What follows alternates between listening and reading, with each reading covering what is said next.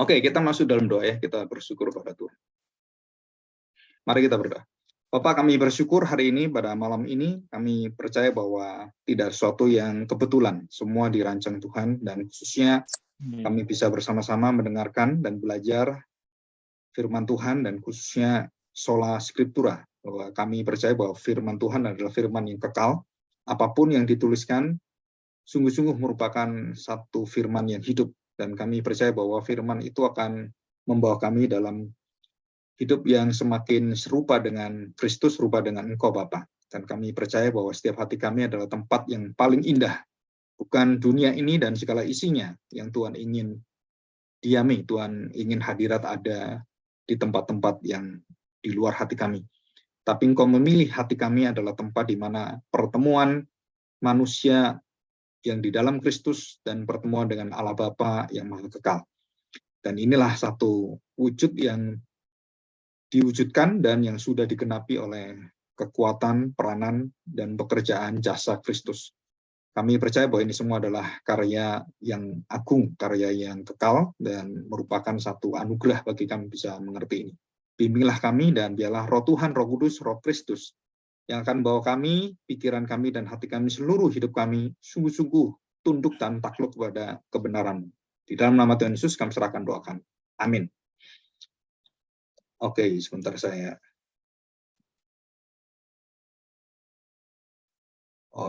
Saya mute dulu ya.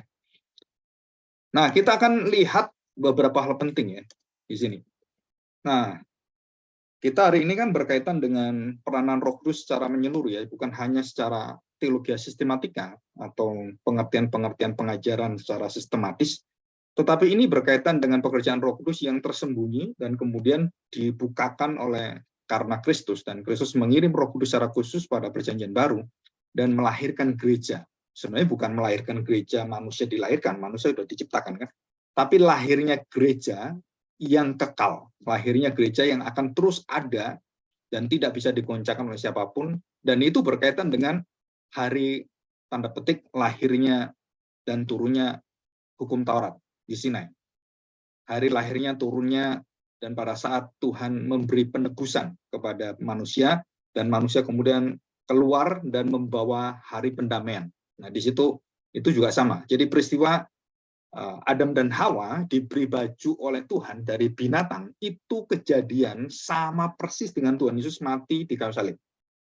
Ya, ini perhatikan. Cuman secara tempat kita nggak tahu itu persis di sana nggak, itu kita nggak tahu.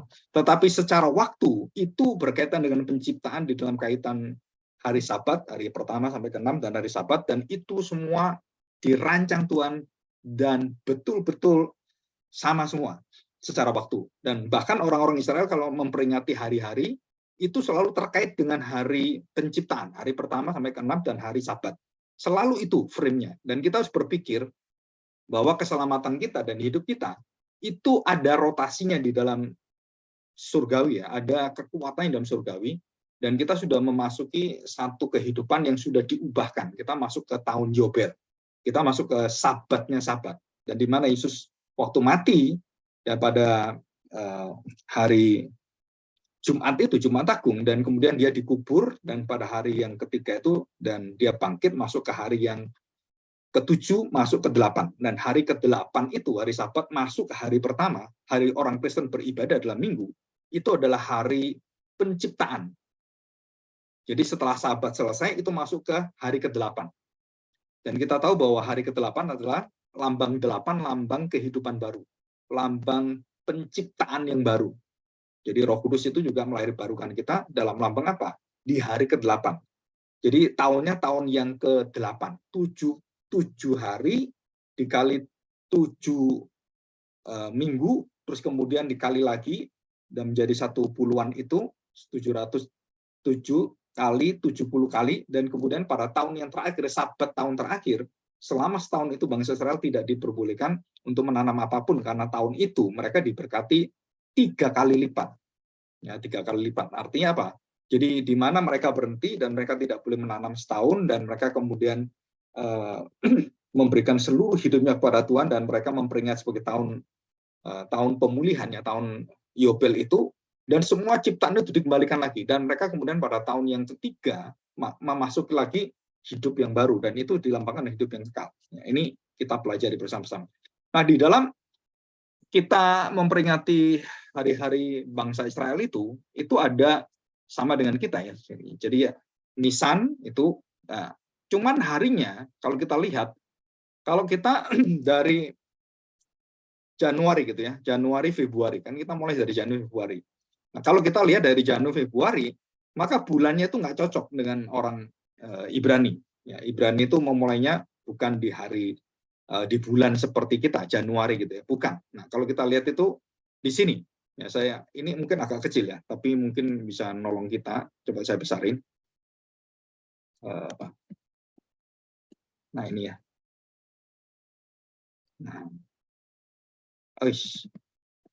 Nah ini. Jadi bulan pertama itu adalah Tisri, ya. Dan kapankah bulan pertama? Jadi tahun dalam satu tahun itu bulan pertama orang Israel itu adalah Tisri, September, Oktober.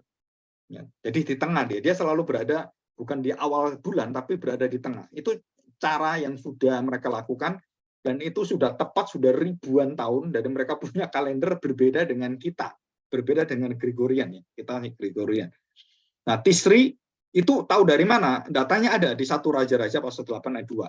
Disebut sebagai itu bulan atonement, penebusan. Nah, dan kemudian bulan Sukkot, Festival Tabernacles ya. Jadi penebusan tabernakel dan di mana itu hari penebusan itu adalah hari di mana orang-orang akan ditebus dan keluar dari Mesir. Ya, September Oktober itu. Dan Hesvan itu bulan-bulan yang selanjutnya pada bulan Kislev ya. Jadi Kislev dan kemudian Tebet, Sebat, Adar dan Nisan. Nah, Nisan itu adalah yang ketujuh. Bulan yang ketujuh. Jadi Hesvan dengan Kislev itu ke 23 dan Tebet itu Tebet ya. Tebet itu keempat. Shebat itu kelima. Dan kemudian Adar keenam. Nah, kita seringkali mendengarkan ada hari raya Adar sebelum atonement, sebelum penciptaan dan sebelum semuanya, sebelum terjadi apapun. Nah, sebelum adanya Purim, festival Purim itu ada disebut sebagai bulan Adar. Itu di kitab Ester itu ada ya. Dan mereka berpuasa dan kemudian pada saat yang tertentu mereka memberikan komitmennya kepada Tuhan. Nah, itu dalam kitab Ester itu ada. Dan pada bulan ke-7, nah ini bulan ke-7 ya, bulan ke-7 ada bulan Nisan. 7 bulan yang ke-7, 7 bulan. Dan ini semua kelipatan 7. Dan bulan ke-7 itu adalah bulan di mana pertengahan itu adalah Paskah. Paskah, tanggal 14 sampai 21. Jadi selama 7 hari. Nah, selama 7 hari itu mereka tidak boleh makan roti yang beragi, dan mereka hanya makan daging plus roti tidak beragi, dan mereka harus makan akar pahit seperti model sayuran gitu, dan mereka harus memakan itu, mengingatkan mereka betapa pahitnya perbudakan di Mesir, betapa pahitnya perjalanan mereka yang diperbudak itu. Nah, mereka mengingat itu selama 1 minggu, ya selama 1 minggu itu ada jaraknya ya, ada polanya juga. Nah, dari bulan Nisan itu kita masuk ke bulan Iyar ya, jadi Ifar atau Iyar, atau istilah ngomong bulan Iyar. Dan kemudian ke-9 itu adalah bulan kita sebut sebagai bulan Sivan. Dan ke-10 Tammuz, dan yang ke-11 Ab ya, Ab atau bulan yang terakhir Elul. Nah, bulan Elul itu kalau kita sekarang ini adalah pada Agustus ya. Agustus itu bulan Elul. Jadi pertengahan bulan 6 ke-7 itu, nah mereka itu bulan terakhir bagi orang-orang Israel. Terus kemudian baru lagi mulai di depan lagi ya, Oktober, November. Nah, sebelum September, Oktober itu bulan pertama lagi. Nah, ini Tisri, Hesvan, terus kemudian Kislev, Tebet, Shebat, Adar, baru Nisan. Nah, ini saya ingin kita melihat satu rangkaian peristiwa bahwa ini semua merupakan satu patron, satu siklus. Ya, coba kita pikir, siklus rohani yang ada dan Tuhan ciptakan dalam siklus seluruh dunia yang ada dalam hari-hari Tuhan yang Tuhan ciptakan. Jadi penciptaan pada hari pertama, kedua, ketiga, keempat, kelima sampai hari Sabat, manusia diciptakan hari ke-6 dan hari Sabat masuk hari tenang itu. Nah, di situ kita sudah melihat ada pola dari Tuhan, ada siklusnya, ada pola yang Tuhan ciptakan, dan itu berlaku sampai akhir zaman. Banyak orang mengatakan, Pak, itu perjanjian lama nggak berlaku, hukum Taurat nggak berlaku, semua nggak berlaku aja semua gitu. Dan banyak gereja yang salah mengerti bahwa hukum Taurat dianggap nggak penting, nggak perlu dikhotbahkan. Jadi perjanjian baru atau khususnya ya kitab-kitab yang ada dalam perjanjian baru, apalagi cuman yang mereka senangi gitu kan, yang mereka menjadi hiburan mereka gitu. Nah, kita nggak bisa seperti itu. Kenapa? Karena itu semua tertanam, seluruh benih-benih perjanjian lama itu kalau dihilangkan, kita nggak tahu ini asalnya dari mana. Pengertian, pengajaran, teologi kita itu semua, kita nggak tahu ini dari mana. Terus kemana kita? Kita nggak tahu. Karena kita sebelumnya nggak ada sejarahnya. Kedepannya ya hilang sejarahnya. Jadi masa lalu kita dengan masa depan kita itu akhirnya nggak nyambung. Nah, banyak gereja-gereja tidak menyadari, dan semua orang Kristen juga tidak menyadari bahwa mereka memiliki pola hidup rohani yang disebut sebagai patron, spiritual pattern ya. Dan itu ada dalam pikiran Rasul Paulus, ada dalam pikiran Petrus, ada dalam pikiran Yohanes, ada dalam pikiran Yakobus dan semua rasul. Waktu mereka menuliskan surat-surat itu, baik itu mulai dari kitab Injil, surat-suratan yang ada bagi jemaat, itu ada polanya. Nah, nanti kita pelajari pola suratan yang ada di dalam kitab Roma. Itu semua menunjukkan satu pola yang kalau kita lihat itu ada sejarahnya. Ada Paulus itu, kalau saya mau menjelaskan, dia seorang ahli dalam segala hal ya. Yunani dia bisa, terus kemudian Yahudi dia bisa, dan dia dari suku Benyamin gitu kan, dan dia juga dari seorang Farisi, dan dia juga lulus dalam seluruh yang ada syarat-syarat di dalam perjanjian lama dalam keyahudian itu. Seorang guru, seorang ahli Taurat, dia menguasai semua. Dan pola hidup Paulus itu ada pola hidup Yahudi. Jadi waktu dia tuliskan semuanya, itu ada polanya. Jadi kalau dia tulis Roma pasal 1, pasal 2, pasal 3, pasal 4, pasal 5, sampai pasal 12, itu ada polanya. Ya, ada polanya. Yang sama seperti kita lihat dalam bulan-bulan orang Yahudi, itu juga ada polanya. Tapi di sini saya nggak bisa menjelaskan yang kekayaan dan kekaguman kita akan kenapa ada bulan Tisri, kenapa ada Luwes Seven, kenapa ada bulan Kislev. Apalagi kita masuk dalam bahasa Ibrani aslinya. Arti kata Tisri itu apa? Kislev itu apa? Nisan apa? Wah, itu sangat dalam sekali. Ya, ini supaya kita tahu. Dan kita lanjutkan ya. Kita lanjutkan. Oke. Nah, kalau saya singkat seperti ini. Tisri, Hesvan, Kislev, Tevet atau Tevet tadi ya. Tevet gitu kan. Shevat, Adar. Nah, Adar 1 dan Adar 2. Nisan, Iyar, Sivan, Tammuz dan Av, Elul. Itu bulan yang terakhir. Jadi Nisan ini adalah bulan yang ke-7, Maret dan April. Dan inilah puncak dari perayaan Paskah, penebusan dan kebangkitan Kristus. Ini di bulan Nisan. Nah, perhatikan ya, seluruh peristiwa yang Yesus genapi itu ditarik ke belakang, dari sejak ke belakang, bahkan lebih belakang lagi. Maka waktu Tuhan Allah memberikan Adam dan Hawa baju pakaian, itu merupakan hari penebusan. Jadi kita nggak tahu kan, ini hari apa gitu. Tapi orang-orang perjanjian lama, orang-orang Yahudi tahu bahwa itu adalah hari penebusan. Dan harinya sama persis terjadi pada hari Kamis, bagaimana Tuhan mencari Adam di manakah kamu. Dalam doanya, Adam kemudian menjawab bahwa dia sudah terlepas dan dia sudah jatuh dalam dosa. Nah, itu doanya. Dan itu hari itu juga, kita tahu Tuhan Yesus berdoa di Getsemani. Dan dia melihat bahwa apa yang terjadi di dalam Taman Firdaus dan Taman Getsemani itu secara teologi, secara sejarah dan secara kaitan peristiwa-peristiwa semua itu ada kaitannya. Jadi kalau kita lihat Tuhan Yesus berdoa di Getsemani, kita nggak pernah memikirkan itu ada kaitannya dengan Tuhan mencari Adam sebelum ditebus oleh Tuhan dan diberi baju itu ada doa dan Tuhan mencari manusia. Di manakah engkau Adam? Dan doa itu dijawab oleh Tuhan Yesus. Disinilah aku berdoa dan aku akan mengembalikan kemanusiaan dan seluruh keselamatan itu. Dan dia berdoa dan dia mengatakan semua terjadi itu karena jadilah kehendak-Mu. Jadi ini ada prosesnya, ada siklusnya. Jadi ini nggak masuk akal. Kalau kita pikir, Pak, kok bisa berkaitan seperti itu? Nggak tahu, itu semua Tuhan yang jadikan.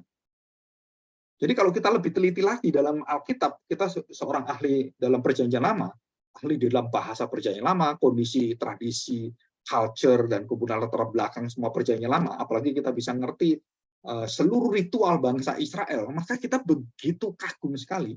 Kenapa? Karena itu semua berkaitan semua. Nggak ada yang berkaitan. Ini hebatnya di situ. Ya. Oke, nah kita sekarang lihat ya di dalam firman Tuhan. Ya, dalam firman Tuhan kita buka di dalam Imamat ya. Ya, Imamat kita lihat ini. Pasal 23. Nah, perhatikan ya, saya tidak membaca secara menyeluruh, tapi yang penting-penting saya bacakan. Perhatikan baik-baik. Tuhan mengatakan demikian. Ini berkaitan dengan hari penciptaan 1 2 3 6 sampai 6 terus kembali ke 7 itu menjadi pola. Dan pola inilah yang terus membersihkan dan memurnikan, memulihkan manusia dari dosa. Jadi ini pikiran kita seperti itu. Jadi sejak kejadian dan kemudian manusia diusir dan masuk pada hari penebusan itu, dan mereka memulai penebusan, waktu mereka memakai baju, mereka masuk ke dalam dunia yang diusir oleh Tuhan. Nah, perhatikan. Jadi kalau kita perhatikan baik-baik, manusia waktu masuk ke dalam dunia yang diusir oleh Tuhan, dan jatuh dalam dosa, bukan Tuhan biarkan manusia berjalan dengan sendirinya. Tapi Tuhan memberikan janji kepastian, penebusan bahwa kamu akan bisa mencapai apa yang akan aku berikan janjikan pada kamu. Jadi kita harus ngerti ini ya. Waktu Adam dan Hawa diusir, mereka membawa janji penebusan. Jadi bukan dibuang dia kemudian tanpa arah, tanpa penyertaan Tuhan. No. Walaupun jatuh dalam dosa, Tuhan memberikan harapan, Tuhan memberikan janjinya, Tuhan akan menebus manusia yang mau turut dan mau mendengarkan janji-janji harapan dari Tuhan dan beriman kepada Dia. Nah, kita tahu bahwa orang-orang yang bisa mengerti adalah orang yang mendapatkan anugerah Tuhan. Karena Tuhan yang melahirbarukan, Tuhan yang berkarya, Tuhan yang memilih, Tuhan yang menetapkan, dan semuanya. Jadi bukan karena manusia. Manusia udah nggak bisa, udah diusir, dan dia hanya percaya kepada janji Tuhan, dan sampai dia kemudian meninggal dunia, sampai dia mati, nah baru dia menerima janji-janji yang di akhir zaman nanti. Ya, di sini. Oke, kita lihat Imamat 23. Hari-hari raya. Ayat 1. Tuhan berfirman kepada Musa. Ini langsung ya. Jadi Tuhan langsung ngomong dengan Musa. Berbicara kepada orang Israel dan katakan pada mereka, hari-hari raya yang ditetapkan Tuhan yang harus kamu maklumkan sebagai waktu pertemuan kudus. Nah, ini penting. Coba kita mengerti, kita rasakan gitu ya. Dan Tuhan waktu mengatakan demikian. Katakanlah berbicara pada orang Israel dan katakan pada mereka, hari-hari raya yang ditetapkan Tuhan yang harus kamu maklumkan sebagai waktu pertemuan kudus. Itu adalah waktu, bukan tempat. Ya, perhatikan. Waktu bukan tempat, tapi waktu pertemuan kudus. Jadi yang dipentingkan apa? Bertemunya Tuhan dengan orang-orang berdosa di tempat yang Tuhan mau kita mendapatkan satu pendamaian, mendapatkan satu hubungan yang dipulihkan. Pertemuan kudus, waktu perayaan yang kutetapkan adalah yang berikut. Nah, baru Tuhan memberikan. Tujuannya apa? Pertemuan hadirat Allah tinggal bersama dengan manusia. Immanuel. Yesus, firman menjadi daging. Nah, itu artinya di situ. Jadi seluruh perayaan itu tujuannya apa? Bertemu dengan Allah. Bertemu dengan yang Maha Kudus pencipta kita. Dan kita diciptakan adalah kita supaya melayani Tuhan, menyembah Tuhan, dan mengabdi pada Tuhan. Melayani, dan bukan hanya melayani, hidup kita adalah hidup untuk seluruhnya untuk Tuhan. Nah, ayat yang ketiga, 6 hari lamanya boleh dilakukan pekerjaan, tetapi pada hari yang ke-7 haruslah ada Sabat. Ini yang seperti perjanjian lama. Hari perhentian penuh, dikatakan penuh, nggak setengah. Jadi kalau kita Sabat bukan, oh ya ke gereja 2 jam Sabat. Yang lainnya kita bisa macam-macam gitu. Wah, apa bisa saran nggak boleh. Jadi hari Sabat betul-betul hari Sabat dan hari untuk merayakan hadirat Tuhan, pertemuan kudus. Jadi keluarga itu menyanyi untuk Tuhan, keluarga itu membaca firman Tuhan, dan mereka makan minum, dan mereka kemudian sharing, dan semuanya. Ya, saya pernah ikut persekutuan orang Yahudi di Amerika, dan saya terkesan sekali. Kenapa? Itu bukan seperti KTB kita, bukan seperti orang-orang seperti apa ya, kelompok kecil gitu kan, terus pemuritan, bukan seperti itu. Jadi mereka itu sangat berbeda. Mereka mengingat tentang perjalanan mereka yang begitu pahit. Dan mereka selalu mengingatkan itu seperti hari kemerdekaan, bagaimana kamu dulu begini, begini, begini. Dan itu diceritakan dalam setiap pertemuan, diingatkan kembali. Seperti orang-orang dalam gereja purba, gereja yang perjanjian baru yang awal, mereka membagikan roti itu dan mereka mengadakan perjamuan kudus setiap minggu. Bahkan kalau ada pertemuan itu di tempat mana selain hari Minggu, mereka juga memecahkan itu, bukan hanya di hari Sabat. Bukan hanya di tempat-tempat sinagog atau tempat ibadah, gua-gua itu bukan. Tapi mereka di mana ada pertemuan dan mereka membagi itu, dan mereka selalu memulai dengan apa?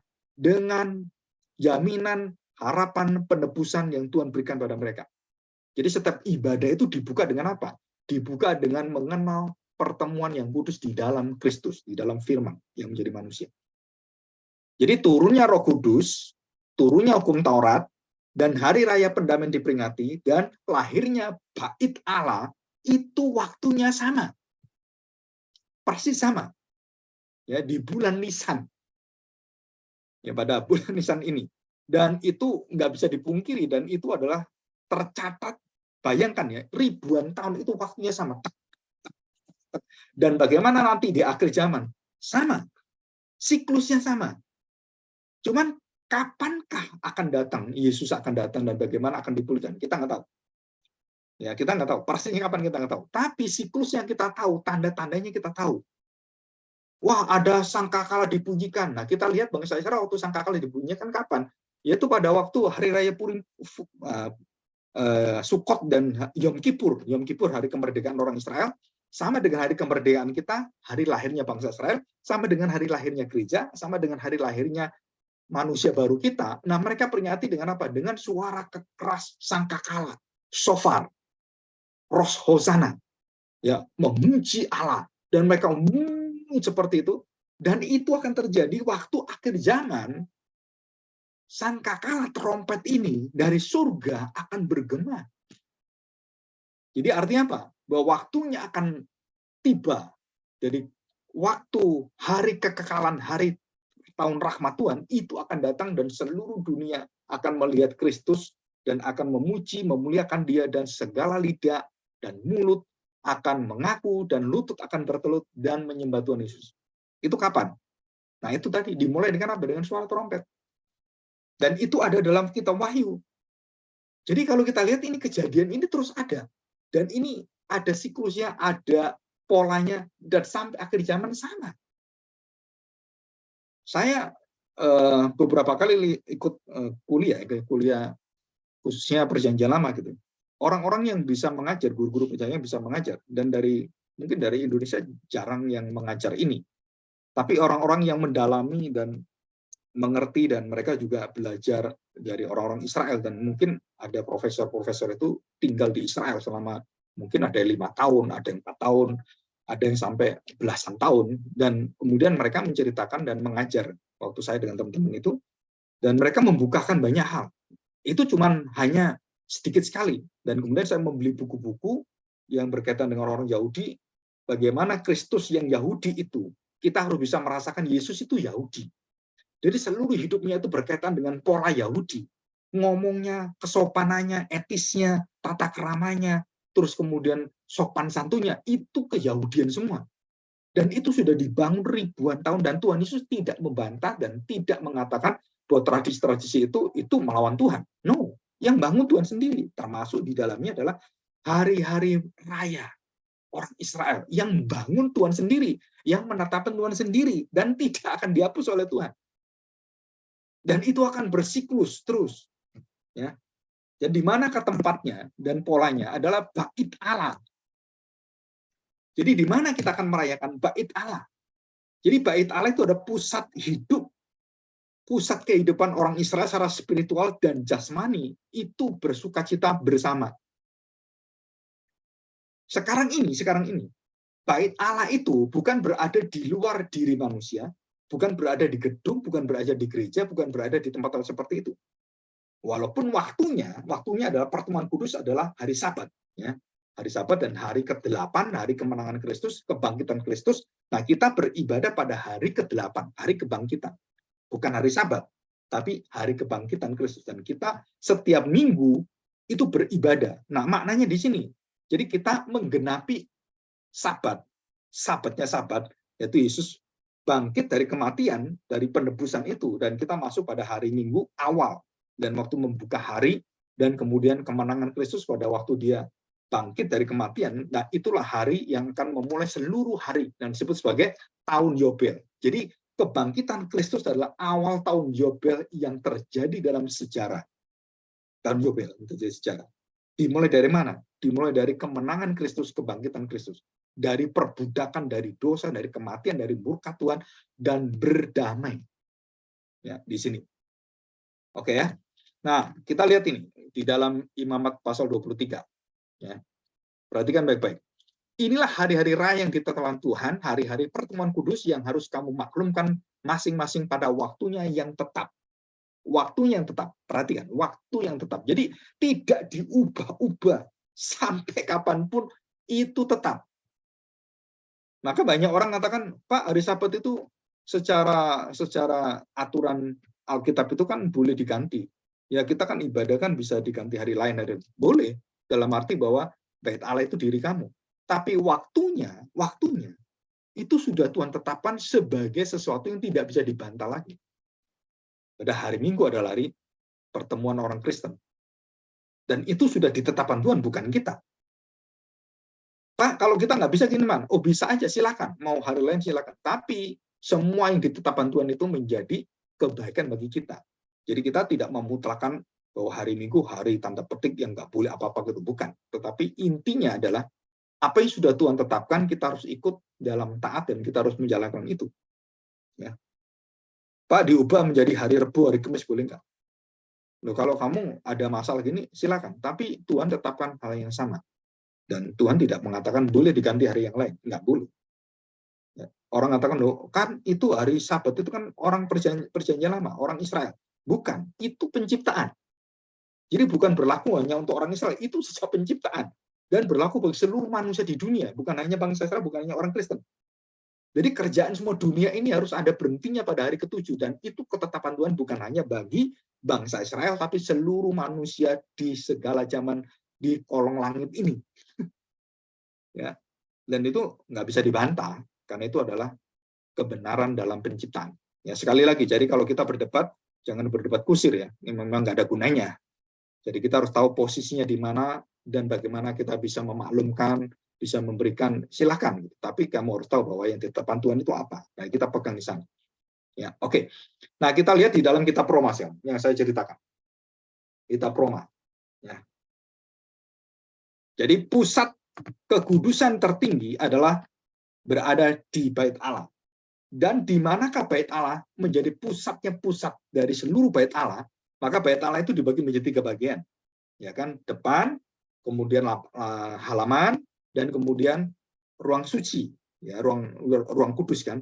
Dan berada di ruang kudus itu adalah ada di situ ada kaki dia dan semuanya kan, dan masuk di dalam ruang yang maha kudus hanya ada tabut perjanjian dan tidak ada orang di sana, yang ada adalah firman, tongkat Harun, dan roti mana.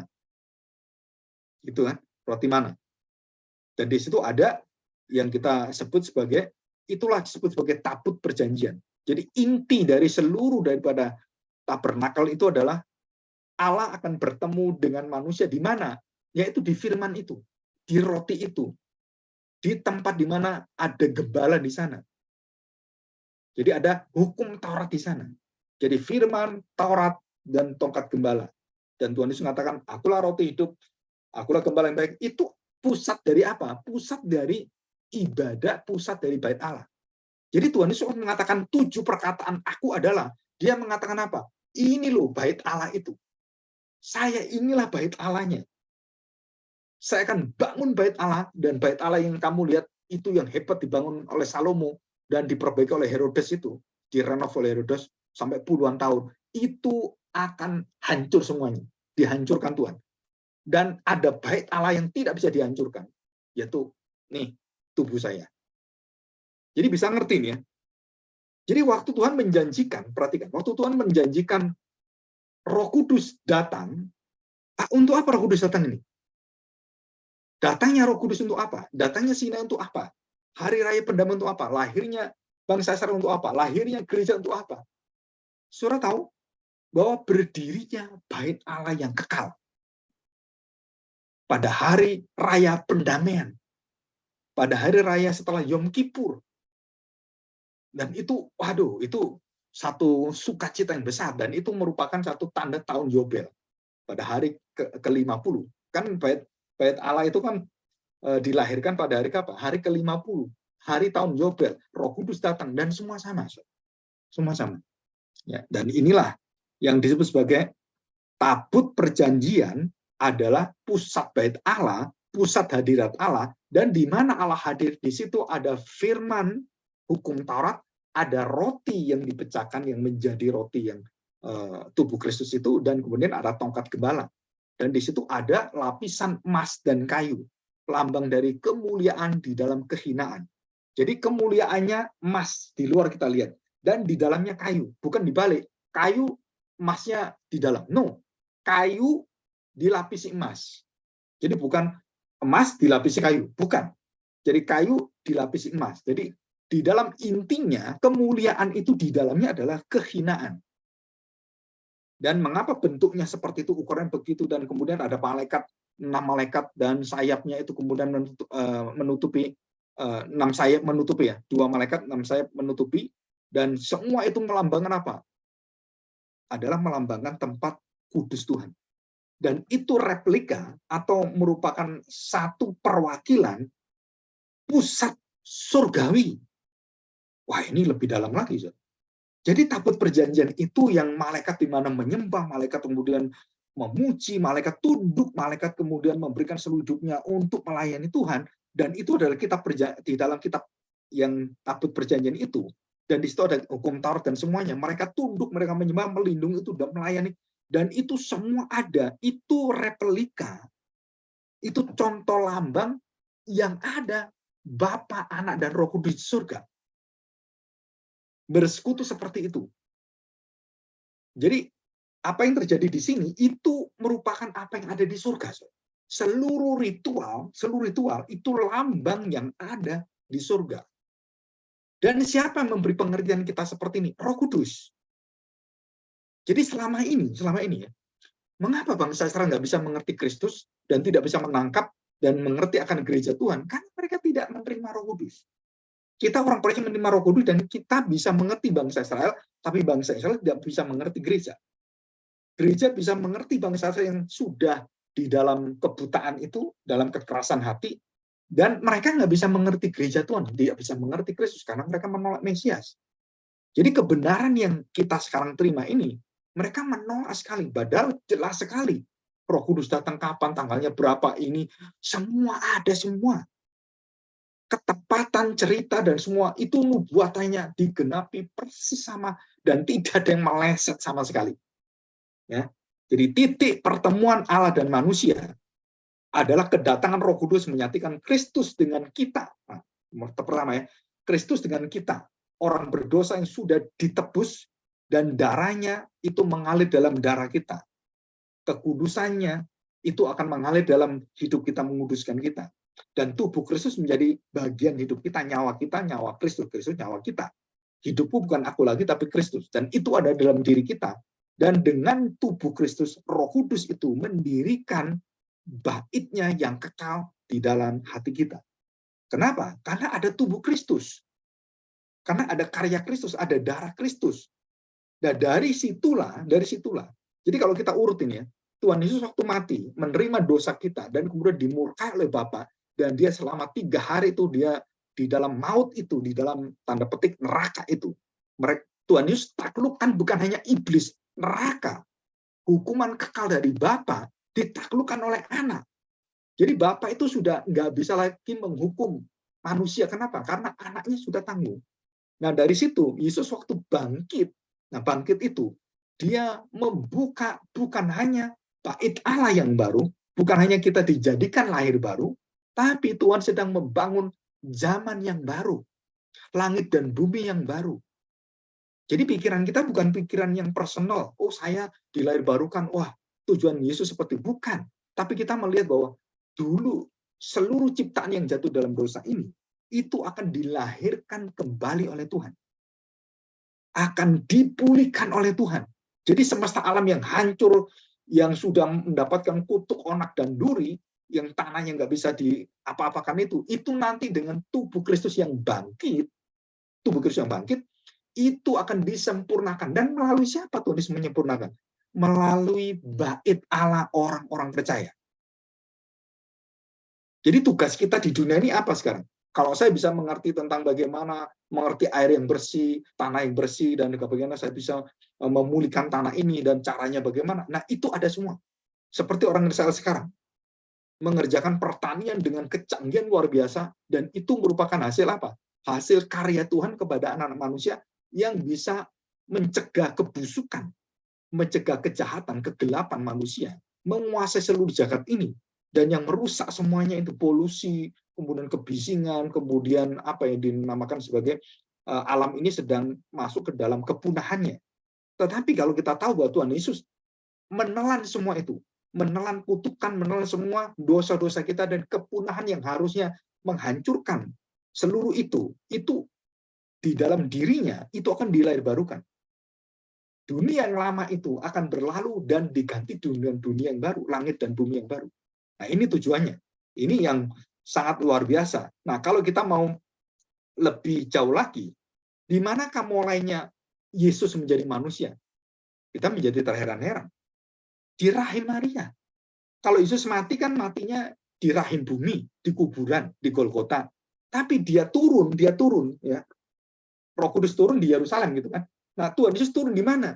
Di rahim Maria.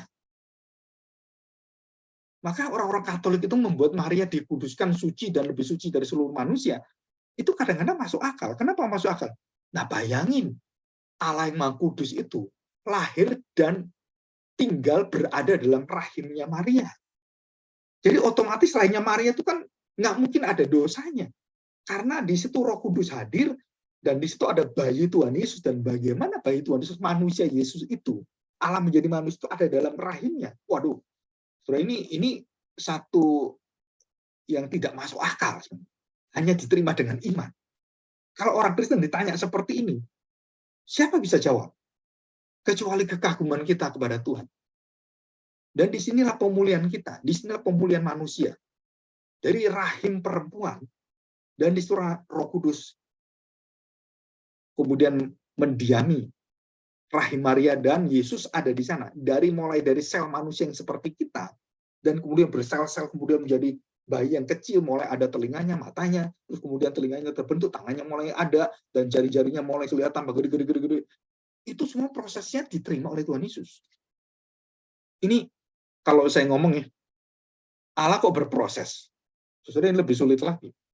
Allah nggak berproses. Allah kok jadi manusia tuh, jadi manusia seperti itu di rahim tuh, dia jadi kecil, jadi anak-anak, baru berjalan, dia ngoceh-ngoceh seperti itu. Masa Allah seperti itu? Jadi kalau kita berpikir hal-hal yang di luar batas kemampuan kita tanpa iman, kita jadi ateis semua. Dan kita tidak akan percaya pada Allah yang menjadi manusia, seperti orang semua agama lain nggak percaya.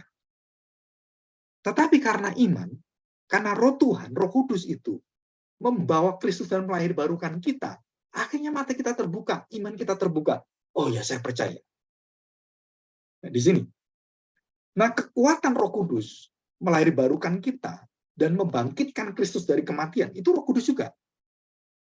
Jadi membawa kebangkitan yang membawa dunia yang baru itu Roh Kudus bekerja. Seperti Roh Kudus bekerja awal penciptaan, yang mendiami bukan hanya rahim Maria, yang mendiami seluruh bumi yang rusak kacau dalam kegelapan itu. Roh Kudus kemudian berada di atas, dan dia bekerja luar biasa di bumi yang kosong, tidak berbentuk, kacau balau dalam kegelapan dan kehancuran itu.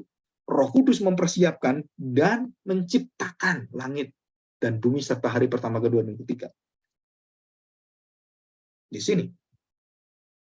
Jadi Roh Kudus intinya apa? Roh Kudus intinya membawa kita menerima Allah yang Maha Kudus di dalam seluruh dosa-dosa kita yang sudah ditebus oleh Kristus. Dan itulah bait Allah. Di mana pertemuannya? Bait Allah. Di mana bait Allah itu? Bukan di tempat, tetapi di dalam roh kita. Sembahlah Tuhan dalam roh dan kebenaran. Jadi bukan tempat dan kemudian kita berkumpul, bukan.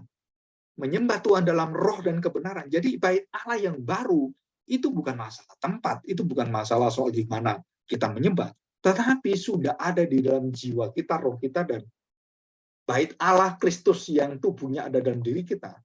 Nah, disitulah tempat pertemuan, tempat ruang Maha Kudus, tempat di mana tabut perjanjian yang tinggal menjadi manusia dalam tubuh kita, dan itu akan melahirbarukan kita dengan kuasa Roh Kudus dan membawa kita untuk memulihkan dunia ini menjadi saksi terang dan membawa dunia kembali kepada Kristus. Ya, dan kita sungguh bersyukur ya untuk hal ini. Nah, kita akan melihat beberapa pekerjaan dari Roh Kudus ya. Nah, perhatikan baik-baik di sini. Ya.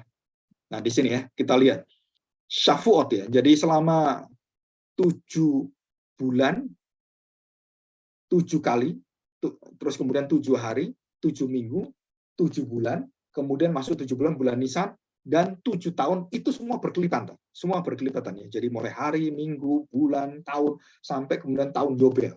Dan semua berjalan seperti itu, muter-muter seperti itu ya. Ini ada sesinya. Dan ini yang 7 weeks di Sinai. Dan itu terjadi. Jadi waktu mereka keluar dari Mesir pada hari Minggu yang pertama, dan mereka berjalan, mereka kemudian membuka satu perjanjian Tuhan dengan dengan anak domba, darahnya diambil dan kemudian dilaburkan, dipuaskan ke pintu-pintu mereka gitu kan.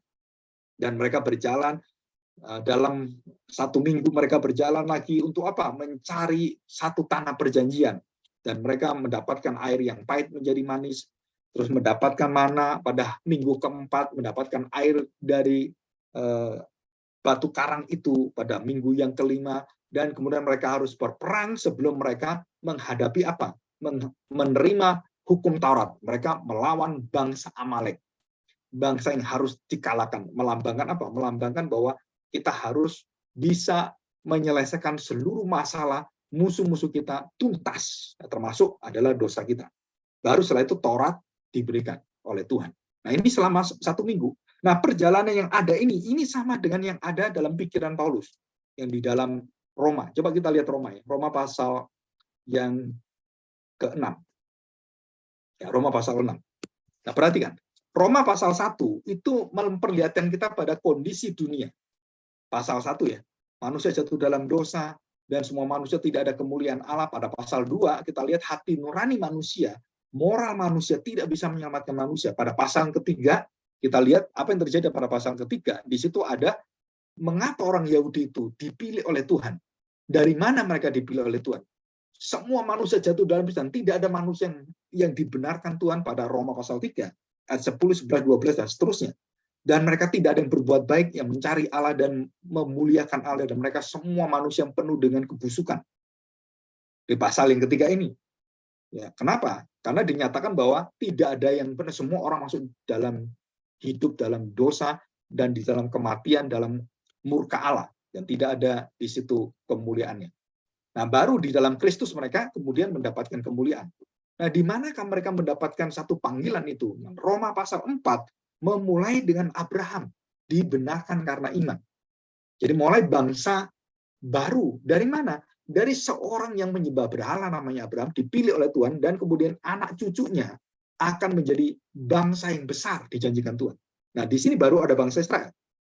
Bagaimana yang lain, Pak? Yang lain tidak disertai Tuhan, yang lain tidak dipilih Tuhan. Terus bangsa lain gimana? Ya binasa semua tanpa Tuhan. Loh, Pak, kok gitu ya Tuhan? Memang kamu lebih pintar dari Tuhan? Kamu bisa merencanakan lebih hebat dari Tuhan? Ya kita nggak bisa. Kenapa? Itu hak Tuhan. Kalau semua manusia jatuh dalam dosa dan harus masuk dalam penghakiman murka Allah, ya semua harusnya seperti itu. Tapi karena Allah bermurah hati, Allah memilih Abraham dan menjadikan Abraham menjadi bapak bangsa Israel. Nenek moyang bangsa Israel itu adalah Abraham, Ishak, dan Yakub. Baru ada bangsa Israel. Mengapa Tuhan memilih ini? Ini semua kebijakan Tuhan, bukan kebijakan manusia. Nah, pasal yang kelima, Tuhan menjanjikan apa? Pembenaran yang sejak Adam mewakili manusia, dan kemudian Abraham yang mewakili orang-orang yang akan percaya dan seluruh keturunannya. Nah, Paulus menceritakan apa? Hari raya pembenaran pendamaian. Sejak kapan itu? Sejak Adam. Nah, Roma pasal 5 menceritakan bagaimanakah Allah menjanjikan itu sejak Adam, dan itu terjadi pada Abraham dan terjadi pada bangsa Israel dan akan terjadi pada seluruh manusia. Di sini yang pasal 5. Nah, waktu kita lihat pasal 6, baru kita melihat nama Kristus. Pasal 6, mati dan bangkit dengan Kristus. Nah, siapa yang mewujudkan cita-cita dan harapan dari Allah, janji dari Allah, keyakinan itu? Dari mana? Dari Adam, sudah diberitahu. Nuh, kemudian Abraham, dan seluruh keturunan Israel. Terus siapa yang menggenapi ini? Nah, pasal ke-6, Paulus berpikir bahwa itu yang menggenapi adalah kematian dan kebangkitan Kristus. Jadi kitab Roma ini bukan orang katakan, wah, kalau orang-orang teologi sistematika, orang-orang Injili, orang-orang Presbyterian, orang-orang Reform, orang-orang Baptis gitu ya, atau gereja-gereja HKBP yang GKI gitu kan, banyak kan dari teologi Reform. Nah, mereka melihat bahwa wah, memakai kitab Roma ini hanya sebagai pengajaran-pengajaran seperti pengajaran yang ada sistematis yang ada di sekolah. Bukan sebenarnya. Ini adalah satu pola dalam pikiran Paulus, dalam tulisan Paulus, dalam hidup Paulus, dalam seluruh semuanya itu. Itu berkaitan dengan siklus yang ada yang sudah saya ceritakan. Jadi ini ada siklusnya. Oh ini loh, mulai dari Abraham. Abraham kemudian diingatkan janji pembenaran itu dan janji kemenangan serta janji manusia akan bisa dibenarkan Tuhan dan didamaikan itu sejak Adam. Dan di manakah janji Abraham yang juga sampai Adam ini kepada umat manusia digenapi oleh siapa? Oleh Kristus. Roma pasal 6. Dan dikatakan, jadi dalam Roma pasal 6 itu, orang yang sudah di dalam Kristus sudah tidak bisa lagi hidup di dalam dosa. Dan dibuka dengan ayat pertama. Jika demikian, apakah yang hendak kita katakan? Bolehkah kita bertekun dalam dosa? Karena saya sudah mendapatkan janji Abraham, saya orang Israel, saya sudah dijanjikan dengan sejak Adam itu ada pembenaran, ada pendamaian dari Tuhan. Terus saya kalau sudah damai, boleh nggak saya? Boleh nggak saya terus berbuat dosa? Loh, kenapa kamu berdosa? Kan saya sudah diampuni. Saya tetap berbuat dosa. Kenapa? Kan ada Tuhan yang baik. Nah, saudara, ini menghina Tuhan. Paulus katakan, sekali-sekali tidak. Bukankah kita telah mati bagi dosa? Bagaimanakah kita masih dapat hidup di dalamnya? Kita sudah mati dalam dosa. Manusia baru kita adalah manusia kebenaran. Mencari haus akan kebenaran, bukan mencari haus akan dosa. Jadi naturnya beda. Orang yang sudah bertobat, itu naturnya beda. Daging yang bisa salah, bisa jatuh dalam dosa. Tapi natur dia adalah natur yang dipimpin oleh Kristus dan mereka mengalami satu pergumulan yang luar biasa. Jadi pada pasal ke-6 ini, orang-orang yang percaya pada Kristus mati dan percaya pada kematian Kristus, karya Kristus, pengorbanan, penebusan, dan dia bangkit bersama dengan Kristus. Nah, mereka adalah orang-orang yang hidup di dalam perjuangan yang luar biasa. Nah, kita lihat pasal ke-7 sekarang. Pasal ke-7 apa? Ada hukum yang mematikan dalam tubuh kita. Ada keinginan yang terus berbuat dosa, karena kita masih dalam daging. Bagaimana saya bisa mengalahkan? Roma pasal 7 itu. Dosa yang mengikat saya, Taurat yang mengikat saya, dan yang terus membuat saya itu jauh dari Tuhan, yang dengan daging saya itu kita nggak bisa mengalahkannya. Bagaimana saya bisa mengalahkan ini? Nah, jawabannya adalah, tadi itu, pada pasal ke-7, masuk pada bulan Nisan, masuk pada perjanjian Tuhan, dan kita harus menerima pada pasal yang ke-8. Roma pasal 8 adalah Roma hari raya turunnya Roh Kudus. Saudara perhatikan ini. Ini aneh sekali. Paulus bisa nulis 12 pasal itu berkaitan dengan semua bulan-bulan bangsa Israel. Walaupun tidak secara langsung. Tapi pasal 7 adalah pasal di mana kita dimerdekakan oleh Tuhan. Di mana kita mengalami 1 tahun penebusan bulan Nisan.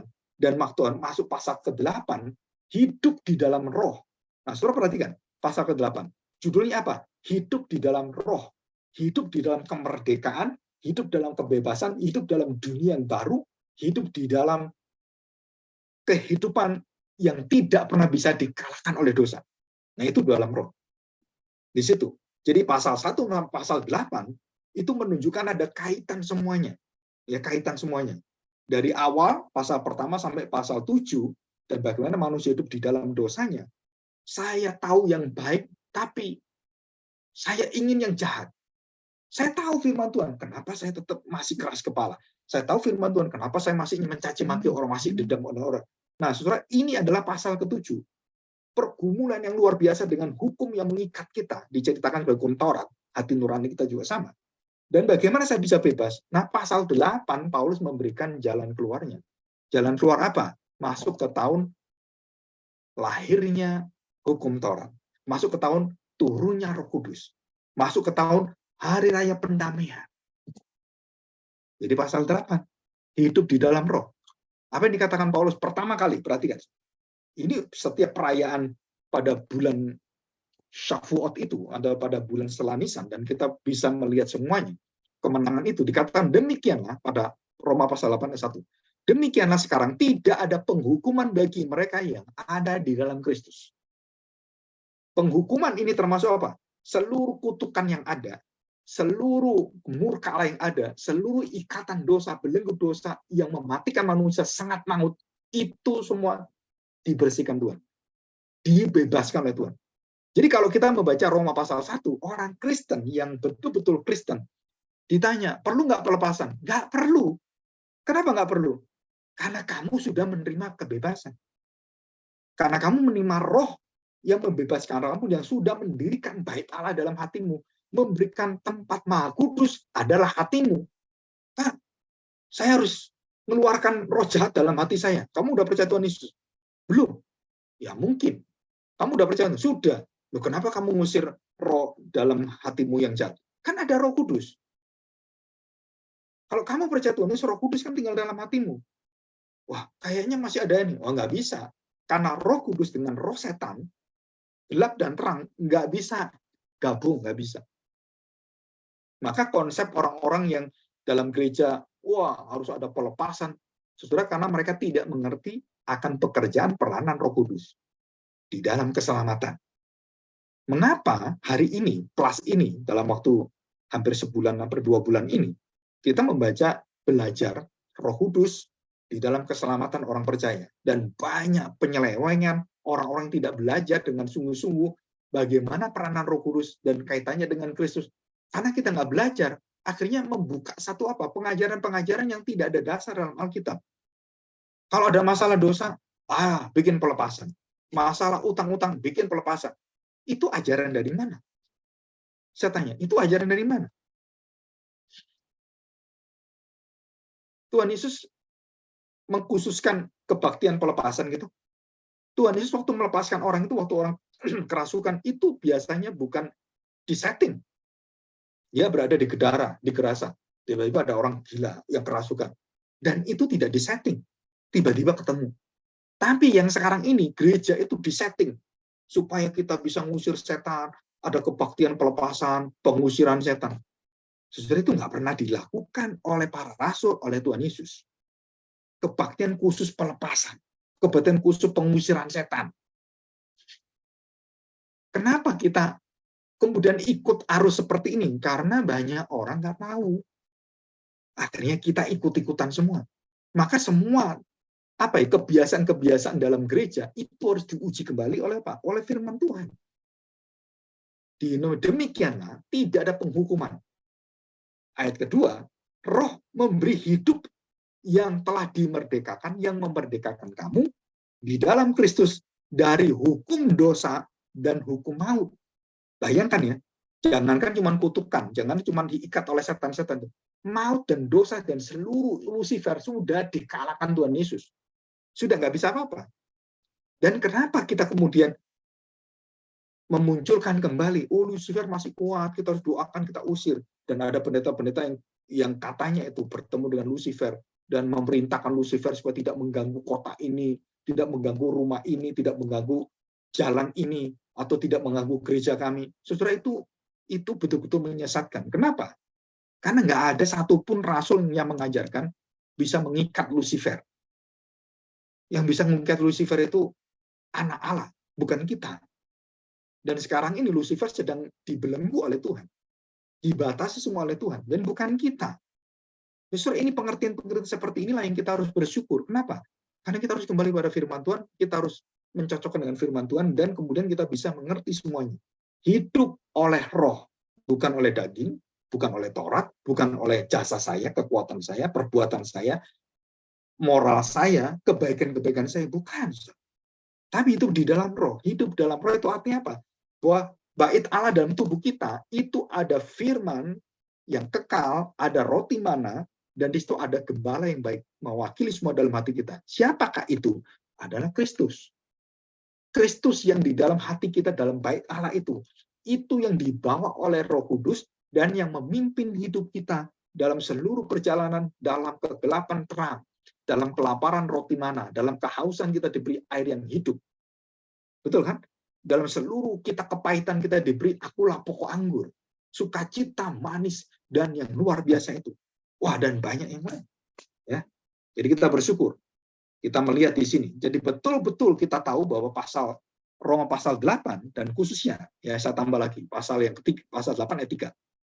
Sebab apa yang tidak mungkin dilakukan hukum Taurat karena tidak berdaya oleh daging, telah dilakukan oleh Allah. Jadi siapa yang melakukan ini? Keselamatan kita, penebusan kita, pengudusan kita. Siapa yang melakukan? Alkitab dengan jelas mengatakan Allah di dalam Kristus, bukan kita. Ini yang membuat kenapa saya itu percaya bahwa keselamatan adalah anugerah seutuhnya, sepenuhnya, 100% karya Allah, bukan karena kita. Dan saya nggak mungkin mengatakan, oh ya Pak, kan manusia perlu baik Pak. Nggak bisa.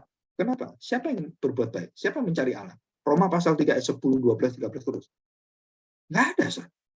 Dan Kristus satu-satunya manusia yang tidak berdosa, yang menyelamatkan kita. Dikatakan, dengan jalan mengutus anaknya sendiri dalam daging, ya dalam daging seperti kita manusia, yang serupa dengan daging yang dikuasai dosa karena dosa. Ia telah menjatuhkan hukuman atas dosa di dalam daging. Jadi begini, saudara. Nah, ini yang luar biasa. Ini ada satu khusus kelas ya. Jadi begini. Dikuasai dosa karena dosa, ia telah menjatuhkan hukuman atas dosa. Nah, dosa dijatuhkan oleh Tuhan. Semua manusia dijatuhi hukuman dan murka dosa oleh Tuhan dan diberi kematian yang kekal. Saudara perhatikan, kematian yang kekal diterima. Di dalam tubuh Kristus, dia menerima dosa. Hukuman itu.